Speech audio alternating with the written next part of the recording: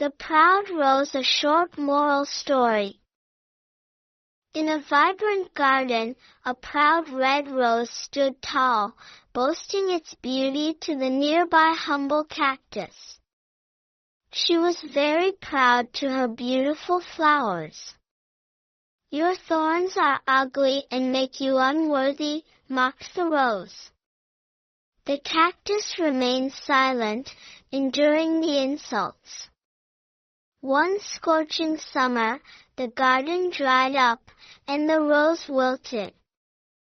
There was no water for plants. The rose began to wither. Desperate for water, it noticed birds pecking at the cactus for its stored moisture. The rose, ashamed, apologized for its arrogance. The kind cactus shared its water, saving the rose. They both got through the tough summer and became good friends. Moral: never judge others by their appearances. Everyone has unique strengths that can help in times of need. Thank you for watching.